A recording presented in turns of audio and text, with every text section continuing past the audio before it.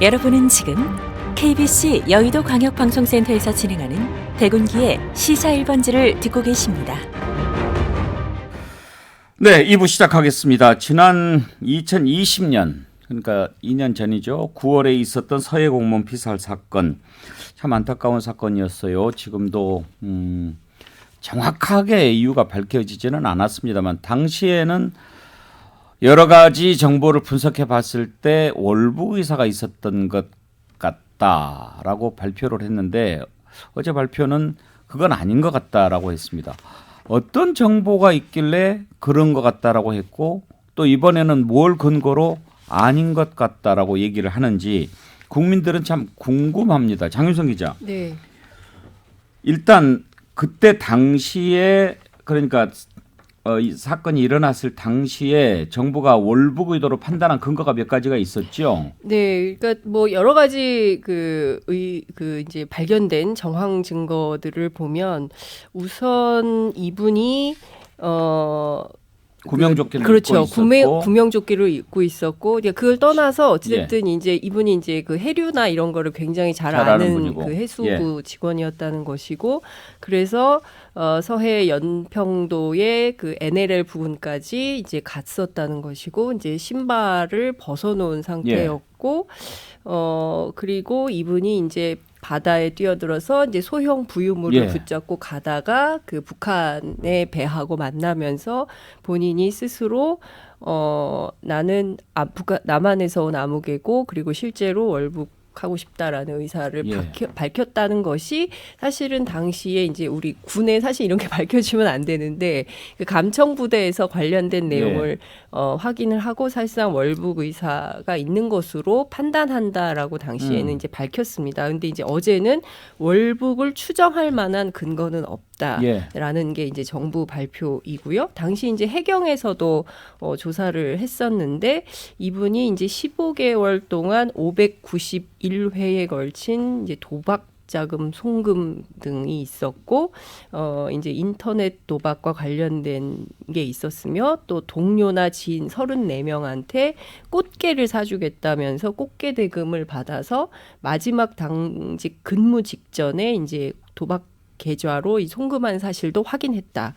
뭐 이제 이런 얘기들이 이제 쭉 나오면서 이제 사실상 좀 힘든 상태에서 현실 도피를 목적으로 월북한 것으로 판단된다. 이게 해경의 발표였습니다. 그러니까 좀 긴데 이분이 사연이 좀 있는 분이고 그리고 당시 정황상 이런 것들이 있다라고 하는데 제가 이제 어제 오늘 다시 이 내용을 좀 취재를 해보니까 이 월북과 관련해서는 남북이 공동으로 조사하기 전에는 정확한 사실관계를 지금도 확인하기 어렵고 그렇죠. 그때도 확인하기 어렵고 앞으로도 확인하기 어렵다라는 것입니다. 그러니까 당시에 이제 김정은 국방위원장이 사과하고 우리 측에서 공동조사를 요청했지만 북한이 받아들이지 않았거든요. 그래서 지금까지 차일피일 미뤄오고 있고 유족 측에서는 정확한 진실규명을 요구하고 특히 이제 형님께서 이제 얘기를 많이 하고 있는데 정부와 이제 그 제기된 소송 과정에서 1심이 이제 정부가 그러니까 유족이 일부 승소를 한 것이죠. 그래서 정부에서 불복해서 2차 이제 항소심인데 어제 그걸 항소심 포기하면서 일정 부분에 이제 정보가 흘러나오게 되고 뭐 이제 이런 상황인 것인데요. 이제 핵심은 그때도 지금도 앞으로도 남북이 공동조사하지 않는 한 사실관계를 명확하게 밝히긴 굉장히 어려운 상황이고 그래서 이게 경우에 따라서는 상당한 미궁에 빠질 수도 있다 이런 얘기들도 전문가들은 하고 있습니다. 그런데 이제 신성무 의원 참 밝히기 어려운 사안인데 그 전 정부에서는 이렇게 보고 또 이 정부에서는 또 이렇게 보니까 이게 이제 정확한 그러면 정보가 어느 쪽이 더 믿을 만하냐의 문제가 된 거 아니겠어요? 세 군데죠. 청와대, 군, 합참, 해경이 정보를 갖고 있을 텐데 정확히 말하면 청와대는 자체 정보가 없는 거고 해경 정보와 합참 정보를 받아서 판단을 했을 건데 중요한 요소는 이 부분이 이게 말씀하신 대로 2020년 9월 24일 날 국방부에서 뭐라고 발표했습니까? 북한이 총격을 가하고 시신을 훼손하는 불태우는 만행을 저질렀다고 한 게 최초의 군 발표였어요. 국방 발표. 근데 3일 후에 그런데 보면 시신 소각이 추정되며 소각이 그게 확인이 아니라 정확한 사실 확인을 위해 공동조사 필요하다고 이렇게 톤 다운되게 만행을 저질렀다 해서 소각이 추정된다. 총격은 또 사라져 버렸어요. 이 대목이 그때부터 왜 이렇게 바뀌었느냐는 점이 좀 문제가 됐던 기억이 나고 이 대목이야 뭐 저는 오히려 좀 가운데 끼에 있는 게 9월 25일을 주목하는 편인데 9월 25일 날 북한이 통일전선부 명의로 대남 통지문을 보냈는데 자기들이 자체 조사를 해보니까 뭐 이렇게 영해를 침범한 사람 하나 찾아 발견했다. 물어보니까 대한민국 안무계라고 한두 차례 답변하고는 답변을 이야기를 하지 않더라. 그 다음에 도주하려고 그런 기세까지 보여서 자기들의 근무 수칙에 의하여 사격을 했다. 그리고 시신이 없어졌다. 그 다음에 불태운 거는 부유물이었다. 이게 우리한테 온 25일 날 답변이에요. 저는 오히려 이런 생각을 하게 되는 거예요. 이거는 판단은 좀 다릅니다만 적어도 당시로 봐서는 문재인 정부 입장에서는 종전선언이 가장 급했던 거고 가장 중요한 요소였는데 혹여나 청와대에서 저도 국가안보실에서 이런 지침 이런 점 때문에 큰 그림 속에서 남북 관계가 훼손되거나 이렇게 해서는 안 된다라고 해서 마사지를 해서 가능성을 오히려 주목한다는 거예요. 그래서는 청와대 지침 받고 그렇게 했다라는 발표는 나왔죠. 그러니까 청와대에서 주요 쟁점 답변 지침이라는 것을 그 국가안보실에서 군과 경찰에 내려보냈고 그 다음에 이렇게 됐다고 이번에 나왔으니까 사실은 모르는 게 왜 사실을 모르느냐? 그러니까 우리가 이제 월북을 했을 수도 있고 월북 안 했다는 증거는 없으니까 월북 의사에 대해서 그러면 왜 월북한 사람을 의사를 밝힌 사람을 공화국에 귀순하러 왔습니다 하는 사람을 왜 또 죽이냐고요? 뭐 이런 문제가 남는 거죠. 청와대에 계셨던 최수영 의원께 한번 물어보죠. 이렇게 그 마사지라는 표현 썼는데 예를 들면 뭐 순화한 표현으로 이렇게 해라 뭐 이런 지침 같은 게 내려갑니까? 뭐 구체적으로 내려간다기보다는 이제 뭐 국정홍보비서관을 통해서 한다든가 뭐 이제 그 사안에 따라서 이제 그 정부의 방침을 좀 이제 부처가 제대로 이제 그 이해하지 못할 경우에는 그런 이제 협조 요청을 하긴 하는데 그건 안보실 차원에서 이루어진 거라 제가 정확한 건 저도 모르겠어요. 그런데 저는 사실 여기에서 좀 쟁점 문제를 보는 거는 그겁니다. 이렇게 사안이 우리 이런 말이 있지 않습니까?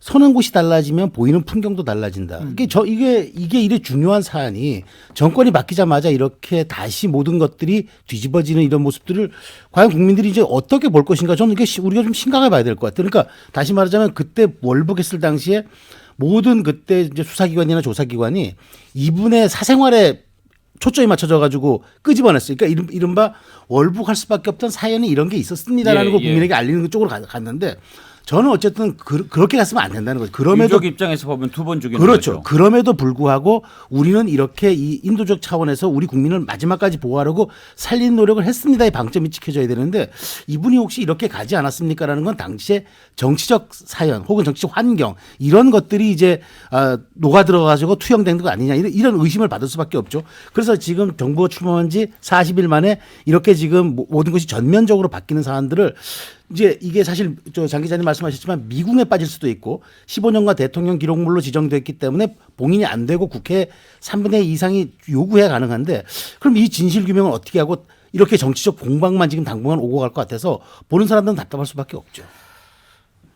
박진영 교수 그러니까 이 부분에 대해서 이제 국민들이 흔쾌하게 이쪽이 맞다 저쪽이 맞다라고 판단할 수 없는 이유가 한 두 가지가 있는 것 같아요. 첫째는 정보를 우리도 확실하게 알 수 있는 정보가 없으니까 똑같은 팩트면은 이제 뭐 우리가 판단할 수 있겠지만 그거 없다는 게 하나가 있고 그냥 심증적으로 지금 이쪽에서 바뀐 이유는 방금 전에 신상봉 의원이 지적하셨듯이 문재인 정부 당시에 종전선언 추진하고 이런 상황에서 북한이 그렇게 월북을 설사 시도했다고 하더라도 월북하려고 하는 사람을 총으로 쏘아 죽이고 시신까지 불태웠다면 이런 만행을 어떻게 국민들이 볼 수 있겠어요? 그런 항의 점에서 정도는 했어야 되지 않느냐?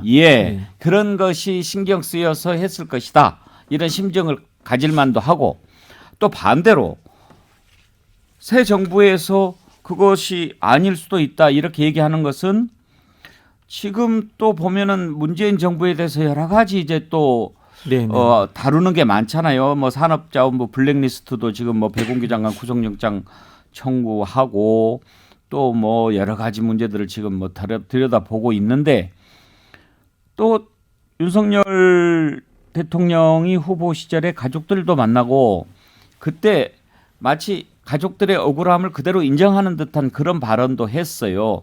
그런 걸 못 지키면 정부 아니다 막 이렇게. 그래서 만약에 바뀐다면 또 그런 의도는 없을까? 국민들 심정은 이쪽 저쪽 다 뭔가가 좀 정치적으로 뭔가가 있는 게 아닌가 그런 생각을 하는 것 같아요. 그렇죠. 뭐 그렇게 볼 수밖에 없죠. 첫 번째 말씀하신 이제 정보의 문제에서 정보라는 것은 이제 두 군데 출처 아닙니까? 첫 번째는 북한이 출처가 돼야 되는데 우리 장 기자님 말씀하신 것처럼 우리 확인할 수가 없습니다. 두 번째는 이제 국내 정보인데 국내 정보는 현재 이제 법률적 상황에 처해져 있는 겁니다. 그런 상황에서 양 정당이 여야가 이제 이걸 막 정치적으로 이제 이용하고 있는 측면인데요. 저는 여기에서 이 국방부가 좀 성급했다라는 말을 할 수밖에 없을 것 같아요. 정권이 바뀐 지 얼마 되지도 않았고 이것이 인정할 만한 증거가 발견되지 못했다. 그러면 역으로 생각하면은 월북이 아니라는 증거는 있었느냐? 또 이렇게 질문이 가는 겁니다. 지난번에 이 사건이 문재인 정부 때 있었을 때하고 똑같은 역질문들이 왔다 갔다 하는 상황을 국방부가 지금 잘못해서 지금 만들어내고 있는 겁니다. 그렇기 때문에 이게 문재인 정부가 있었던 정책을 흠결내려는 것이 아닌가라는 이렇게 의혹의 눈초리로 볼 수밖에 없는 거고요. 저는 여기에 대해서 기본적인 시각을 어떻게 가지냐면은 정부는 여야를 떠나서 영속성에 있어야 되는 거고요. 국가와 개인의 인권이라는 관계, 이분의 생명이지 않습니까? 관계에 의해서는 늘 안정적으로 책임을 해야 된다는 기본 기조를 갖고 있어야 된다고 봅니다. 근데 지금 문제는 이것을 대하는 여야의 자세가 금방 말씀드린 것처럼 정보는 공개하지 않으면서 상대의 정치적 의도만을 끄집어내서 공격하기 때문에 이것이 더 정쟁이 되고 진실은 확인하지 못하는 상황이 된다 이렇게 보이고요. 제가 봤을 때는 이거는 당장 이 해경과 국방부에 대해서 조사를 하는 게 맞다고 봅니다. 조사를 하고 국회에 부르든지 해가지고 이것들에 대해서 진상을 규명하고 난 뒤에 이야기를 꺼내야지 이걸 전 정부의 결정이니 현 정부가 정치적으로 뒤엎었니 이런 식의 보면은 이건 밑도 끝도 없다고 봅니다. 이걸 이렇게 들여다보면서 옛날에 그 북방 한계선 NLL, 대화로 예. 유출 사건 NLL 네. 그걸 또 떠올리는 분들도 적지 않아요. 그렇죠. 장윤성 기자. 네, 그렇습니다. 근데 늘 이게 이런 북한과 관련된 이슈가 나오면 이제 이게 종북과 관련된 얘기가 또 나오고 결국에는 이제 그 서로 내탁 공방을 하면서 이제 그 전국은 굉장히 급냉하는 이런 상황으로 가는 건데 지금 이제 이 이슈를 가지고 국회 국방위가 열리면 또 그런 양상이 벌어지겠지요. 근데 이제 앞서 말씀드린 대로 사실 이제 진상규명이 굉장히 어려운 상황이고 이 사건이 발생된 장소 자체가 이제 북측해역이거든요. NLL 북측해역이기 때문에 우리 군이 뭔가 이제 직접 조사를 나갈 수도 없는 형편인 것도 사실이에요. 그래서 사실은 이 인도주의적 차원에서라도 북한의 협조가 저는 너무 절실하다. 그러니까 특히 본인들이 잘못한 과오에 대해서 책임지는 노력을 보일 때 국제사회로부터도 인정받는 이런 게 생기는 거다. 그러니까 인권 이슈나 인도주의 문제가 생겼을 때 언제나 북한이 취하는 태도가 소위 글로벌 스탠다드에 맞지 않거든요. 그렇기 때문에 북한이 늘 공격받는 것이고 이런 문제도 있기 때문에 저는 좀 대승적 차원에서 협조할 것은 협조하고 또 이해를 구할 것은 이해를 구하고 또 당시 코로나 상황이었기 때문에 북한은 코로나에 굉장히 취약한 곳이기도 하고 뭐 의료품이나 약품이 굉장히 없고 뭐 이런 곳이잖아요. 그래서 코로나 때문에 구조하지 못했을 가능성도 저는 있다고 생각을 합니다. 그럼에도 불구하고 암만 그래도 사람이 내가 뭐 남이든 북이든 어디서 온 사람이고 사람이 이제 지금 바다에 이제 있으면서 내가 이러이러한 신호를 보내고 있으면 우선 사람을 구해야죠. 사람을 구하고 그리고 나서 뭔가 이제 제스처를 해야 되는데 그거 없이 그 현장에서 뭐 물론 본인들은 사람을 해하지 않았고 그 소형 부유물을 태웠다라고 주장을 하지만 그거는 지금 확인을 할 수 없는 상황입니다. 그렇기 때문에 이 사건 자체가 저는 좀 이렇게 제가 이게 좀 헛헛한 얘기일 수도 있는데 북한이 협조해라.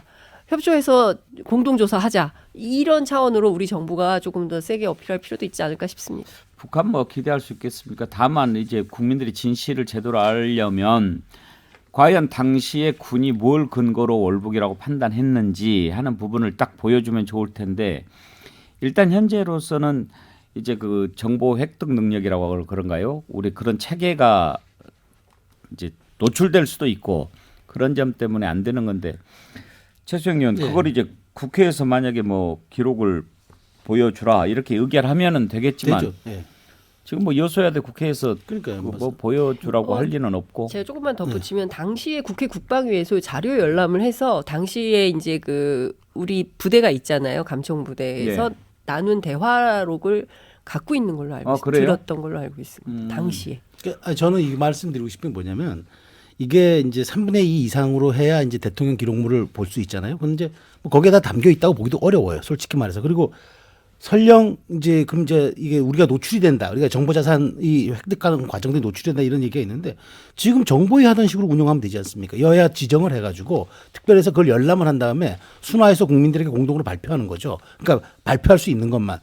그렇게 여야 대표 의원들이 들어가서 이렇게 열람해서 하는 방법도 있는데 이걸 가지고 저는 이제 국방이 가지고 열어봤자 이것도 공방만 오고 가고 그 다음에 진실 규명은 점점 또 미궁으로 빠질 수밖에 없는 상황이 돼버렸기 때문에 전 차라리 정보위 하듯이 그걸 다 자료 열람한 다음에 여야 의원들이 공식적으로 아니 국민한테 한번 브리핑하는 했다는 거 아닙니까? 저는 더 궁금한 게 만약에 정보위에서 그때 당시에 감청 내용을 비공개로 이렇게 들여다봤다면 지금 여당이 된 국민의힘 의원들도 그 중에 있지 않겠습니까? 그러면 그 뭐 좀 일리 있네 이랬을 거 아니에요?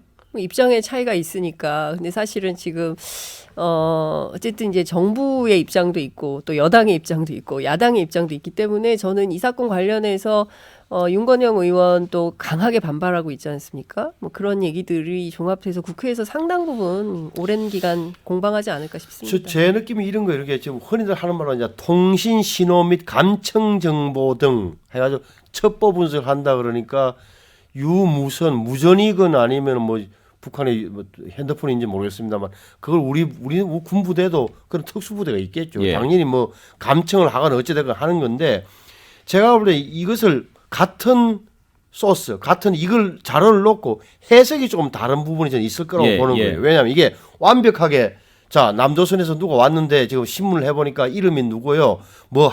우리 공화국으로 기순하겠답니다라고 했으면 별 문제 없을 건데 제가 뭐 약간의 애매모호하거나 다시 말해서 선택에 따라서 해석이 여지가 그렇죠. 있는 부분이 있을 수 있다. 예를 들어서 야 사살해라 아니면 그 돌려보내라 이런 명령 자체가 불투명하거나 아니면 또 암호 체계로 돼 있거나 이렇다면 해석이 그래서 국방부에서 초기에는 자 사살하는 걸로 해석을 하고 했는데 예를 들어서 저 NSC 회의 했던 이제 종합적으로 판단할 때 정말 맞는 거야 이거 국방부 정보본 대답해 보시라고 하면 고개를 흔들면서 예. 확실하지는 않습니다. 이렇게 추정됩니다. 그런데 왜 그렇게 발표를 해? 예. 그럼 추정된다고 해야지.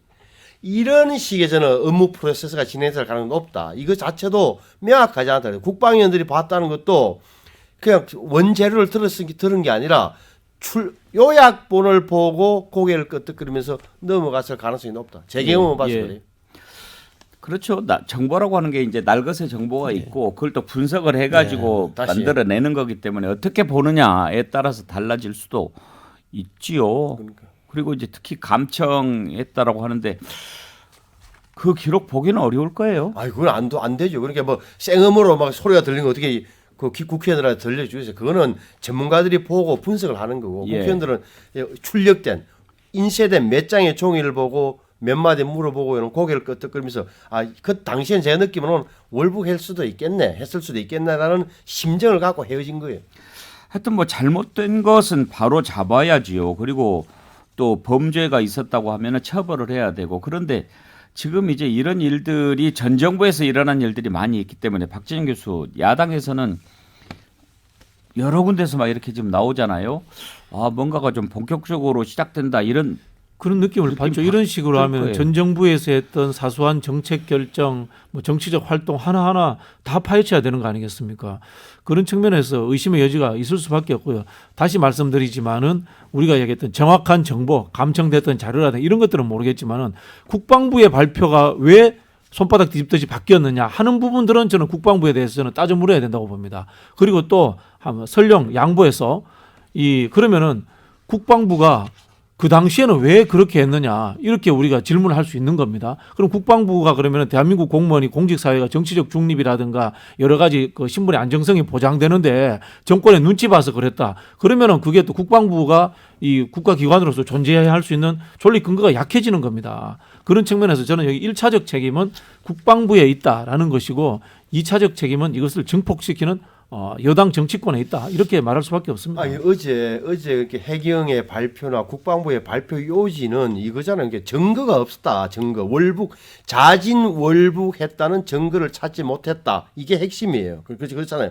자진 월북을 입증할 수도 없고 다만 북한군이 우리에게 총격 살해하고 시신을 훼손한 정황을 확인했다. 이게 핵심이에요. 그러니까 지난번에 2년 전에 해경의 발표 내지는 후반부에 다시 바꾼 이 답변 자체가 성급했다. 월북 증거는 우리는 찾지 못했다. 성급했다는 그거는 결론 나와 있는 거예요. 적어도 해경이나 경찰이나 군이나 이런 것의 정보는 이렇게 왔다 갔다 안 해야 되죠. 그런 점에서 국민들이 좀 이런 것도 좀 실망이 클 것 같아요. 그러니까 저는 그 윤건영 의원의 강한 반발도 저는 사실 좀 이해가 안 되는 측면이 당시 국정상황실장이었어요. 예. 그럼 청와대는 국가안보실도 안보라인으로 보고가 되겠지만 총합적으로 국정상황실의 모든 게 다 보고가 되고 대통령의 직보가 됩니다. 그러면 거기에 핵심 라인으로 있었던 사람으로 실체적 진실 규명에 나설 생각을 하는 게 아니라 이거는 우리 정부에 대한 공격입니다라고 방어막을 치는 거는 저는 온당치 않은 태도다. 이 문제는 철저히 유족의 입장에서 바라봐야 한다. 그러니까 예. 여야 정치권이 아니라 정말 2년 동안 낙인 찍히고 살아왔고 억울해했던 그 유족의 입장에서 이 문제를 놓고 접근해야지 이거를 자꾸 당리당략이라든가 우리 정부에 대한 공격과 음해다. 모략이다, 보복이다 이런 식으로 접근하는 건 저는 온당치 않기 때문에 어제 윤건영 의원의 발언 저는 대단히 좀 부적절했다고 생각합니다. 뭐 당시에 이제 국정상황실장이었으니까 그러니까요. 책임론을 따진다면 그리고 만약에 무언가가 개입을 해서 사실이 아닌 것을 했다면은 문제가 있는 거죠. 그런데 지금 그런 입장을 그런 차원에서 밝힌 건데 그럼에도 불구하고 이 말은 공감이 가요. 보안이 생명인 안보 관련 정보가 정권의 입맛에 따라 왜곡되는 일은 결코 있어서는 안 된다. 그렇죠, 안 되죠. 지당한 말씀이에요. 그러니까 제가 그렇죠.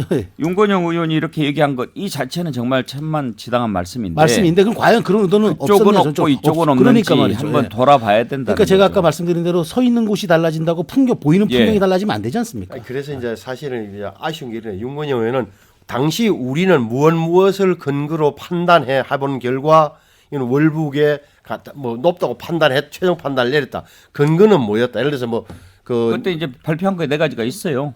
네. 아니, 물론 이제 예. 뭐 샌들을 벗어놓고 갔다, 예. 신발을 벗어놓고 갔다, 뭐 구명조끼를 입었다, 채무에 시달렸다 이 정도인데 이 정도 갖고는 이게 하나하나 배척된단 말이에요. 신발은 뭐 떨어져서 날아갈 수 있고 예를 들어서 구명조끼는 항상 착용하고 있던 거다. 배 안에서는 예.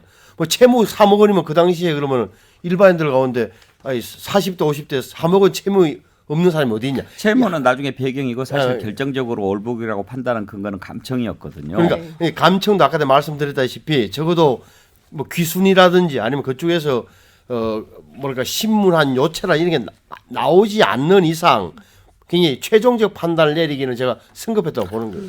그러니까 지금 예. 이제 윤건영 의원이 얘기하는 게 비공개 자산인 군 특수정보 SI의 역할이 컸다. 그리고 당시에 월북 의사 표현이 식별됐다. 라는 그렇죠. 표현을 씁니다. 식별이라는 표현을 씁니다. 그렇기 이제 때문에 감청을 통해서 그렇습니다. 식별했다는 감청을 통해서 얘기였는데. 식별했다는 내용이기 때문에 사실관계를 명확하게 알려면 그 내용이 공개가 돼야 되는데 이게 어렵다는 그게 난점인 것 같습니다. 오늘은 여기까지 해야 되겠습니다. 오늘 시사 1번지는 안개 속을 헤맨 느낌입니다. 김건희 여사가 왜 이렇게 하는지 의도를 짚어봤는데 잘 모르겠고 서해 공무원 피살 사건 진실은 무엇인지 함께 들여다봤는데 여전히 안개 속입니다. 네, 다음 주 월요일 오전 11시에 다시 찾아뵙겠습니다. 함께해 주신 네 분 수고하셨습니다. 네, 감사합니다. 감사합니다. 감사합니다.